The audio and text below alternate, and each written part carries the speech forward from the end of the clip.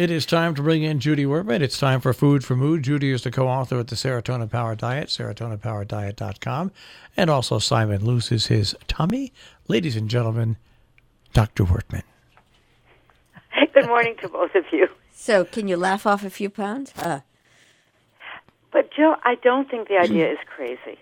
And I think one bit of evidence for it is the experience many of us have had. I hope everybody has had it. When you get together with friends, family, for a meal, and at some point there's somebody who starts telling jokes. It's usually not at the beginning when people are eating because they're hungry and they're enjoying the food, but at some point where the eating slows down and people begin to chit-chat and somebody says, "Did you hear this?"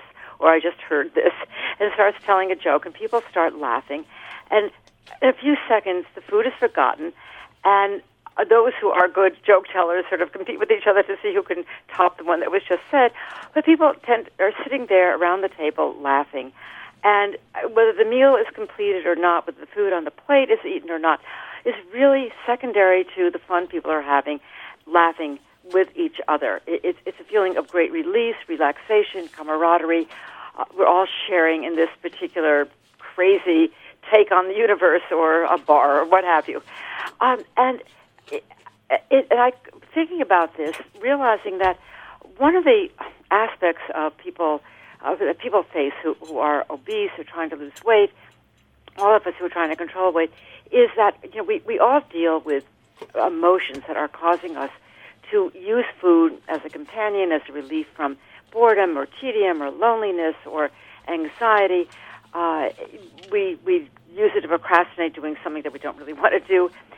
And there really are very few things that we can do to distract ourselves that might cause us to lose interest in eating. And one of the things that I think has been totally overlooked, well, not totally, but I don't see any evidence that's been used for dieting, is the fact that when you laugh, you really do feel better. Maybe it's transient, but you really do feel better. And it might decrease your desire to use food to produce an improvement in your mood because you already have that feeling because you're laughing. And this came to mind. I remember a long, long time ago, a prominent editor of a then-known, very well, a very popular magazine, literary magazine called the Saturday Review, Norman Cousins, had a debilitating disease. At that time, it probably was an autoimmune disease, but at that time, there really was no cure. It was very painful. He was bedridden. And because there wasn't anything that he could be given to help him recover from it, which he did eventually, he treated himself with laughter. He just decided that if he could distract his mind, maybe it would take away the pain, although he did not know whether it might help the ultimate outcome.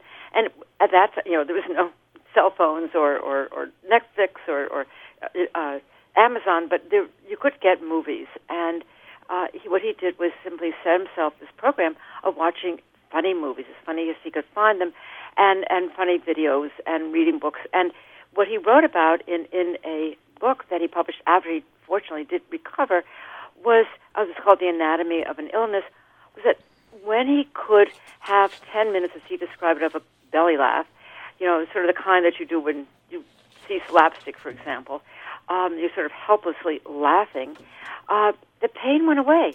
And the pain went away long enough so that he could actually sleep and get rest, and maybe that helped his healing. And I thought, well, why couldn't this be integrated into a weight loss program? And when I started doing some research on it, what I found to my amazement, because, of course, whenever you do research on Google, you find things that you never knew existed, but they're there. And sometimes don't know if they're true.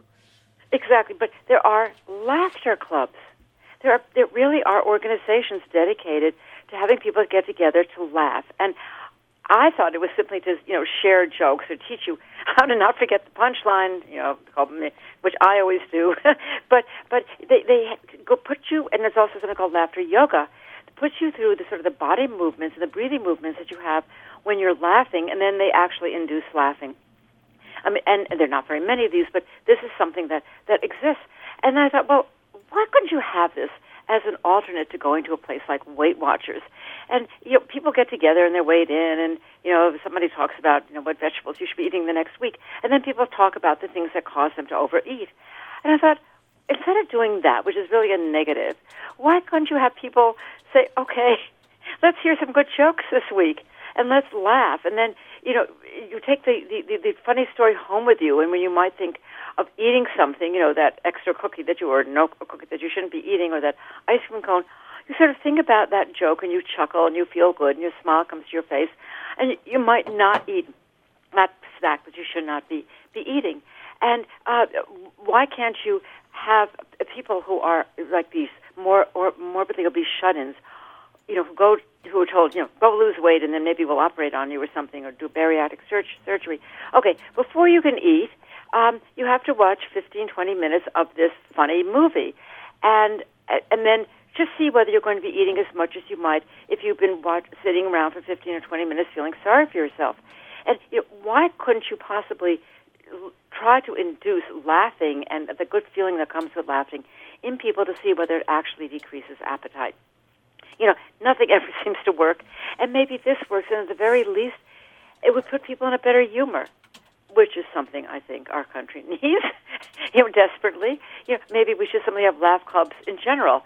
But I really do think that this is something that's been totally overlooked. I mean, wouldn't it be wonderful if you went to your therapist, and instead of saying, three psychiatrists walked into a bar and something happened, the psychiatrist told a story about himself or herself. I mean, I do think that this is something that should be explored. No, I think you are absolutely right. And just the whole humor thing, it's got to make, it's just got to help. It's just got to help. Yeah, and the reason this came to mind is that I was writing something, and I happened to write about a lecture I heard several years ago about the history of humor. And during the lecturer, of course, this is why we all came to hear him, told jokes.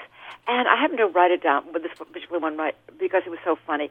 And I came across it a couple of years later when I was just looking at something I'd written. I thought, I started laughing. I was by myself in front of my computer, and I couldn't stop laughing. And I felt so much better having done this. And I thought, this is great to be able to sort of laugh. Or just, you go to a dinner party and somebody told a joke yesterday, and you're going out to the grocery store, and you're thinking about it, and you sort of chuckle to yourself. Or I remember once when I was running and listening to books on tape, I listened to a book by David Sedaris, who's extremely funny, a stand-up comedian, and I was laughing so much that I literally had to stop running because I sort of bent over laughing. And, and I think that just laughing did me as much good as running around, doing my run. And I thought, this is something that people really ought to think about. I mean, you're looking at somebody who can never remember a punchline, so I'm not the one to deliver the jokes. But there has to be some way of getting this done. I think you are absolutely right. That is a great idea. So, laughingly, we will talk to you. Have a merry week. Bye-bye. Thank you very much, Dr. Judy Wurtman, Food for Mood.